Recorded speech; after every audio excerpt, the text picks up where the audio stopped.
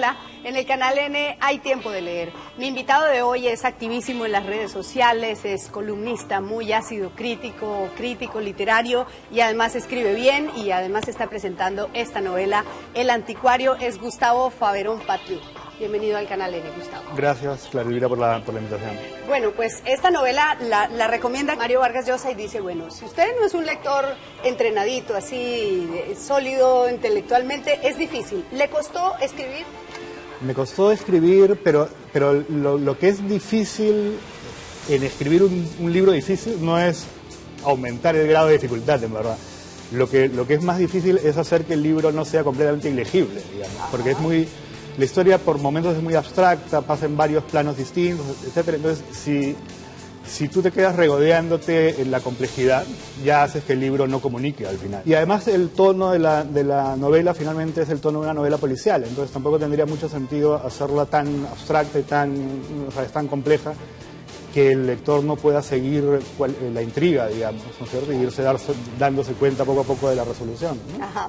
Es una novela que habla de la locura y realmente es lo más angustioso de la novela, al margen de los hechos que ocurren, es ver que el loco parece...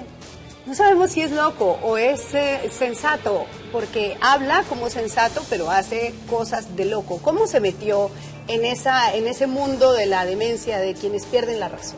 Bueno, por un lado hay influencias que son puramente literarias. Yo pensaba en ciertos personajes típicos de la ficción, de la literatura o del cine, que se distinguen por tener una forma de locura que no es como la pérdida de la razón, sino una especie de hiperracionalización de las cosas, digamos, ¿no? Locos que son excesivamente inteligentes, digamos. Pero en verdad, el origen de todo eso es que el personaje de Daniel está basado en una persona que yo conocí, que fue un amigo mío, murió, un amigo mío muy cercano, que estuvo involucrado en un crimen, del lado del que uno...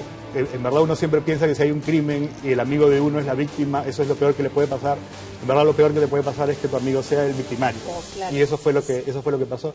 Y este amigo mío fue llevado a un juicio por un crimen y fue enviado a una clínica psiquiátrica.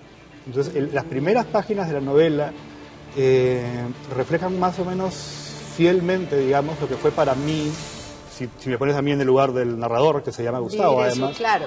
Vivir los años, digamos, el tiempo entre el momento en que descubres que tu amigo ha cometido un crimen, el momento en que te distancias de él porque comienzas a pensar que no es la persona que tú creías que era, y el tiempo largo que me tomó aceptar que seguía siendo mi amigo, pese a todo, y volver a encontrarme con él. Y el encuentro con él fue en la clínica psiquiátrica en la que él estaba recluido.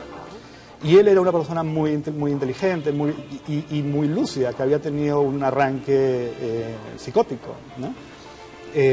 Entonces la lucidez del personaje, la manera de hablar del personaje, las referencias culturales, los libros, todo eso viene de esta persona real, que era un anticuario, un colector de libros. Y también son reales las 36 puñaladas, no. Porque arranca el libro diciendo, bueno, este hombre le quita el misterio, este hombre mató a su novia Juliana de 36 puñaladas, como crónica de una muerte anunciada. Sí, hay algunas novelas que yo tenía en mente cuando quise construir, digamos, el orden en que las cosas se iban a revelar.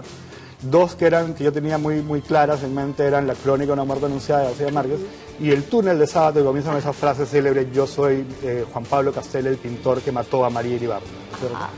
Porque yo encuentro que las dos novelas, siendo tan diferentes, hacen una cosa que yo también quería hacer, que es hacer una novela que mantenga el aire de policial, pero que el misterio no sea quién mató a quién, digamos, aunque después el misterio comienza a convertirse en ese con el paso de la novela, pero que desde el inicio el lector se enfoque un poco más en por qué o cómo, claro. Sobre todo en por qué ocurrieron las cosas y no quién las hizo. Sí.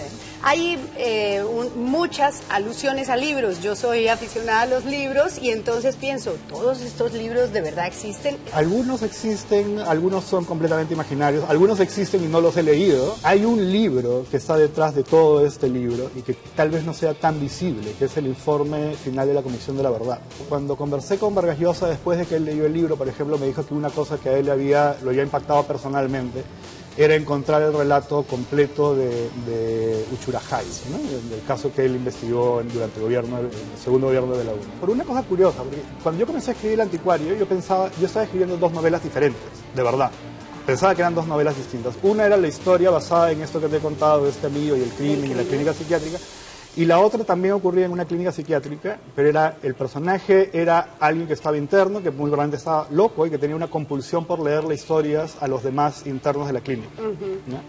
Y las historias que él leía, él era una víctima de la violencia política y las historias que él leía salían del informe de la Comisión de la Verdad. Después me di cuenta de que los dos personajes podían ser el mismo y ahí fue cuando se convirtió todo en una sola novela. Muy bien. ¿Cuánto nos falta por leer en la vida? Gustavo, gracias por venir al canal N. Gracias a ti por la invitación. Y usted recuerde que no lo encuentre el diluvio sin un libro debajo del brazo. Hasta pronto.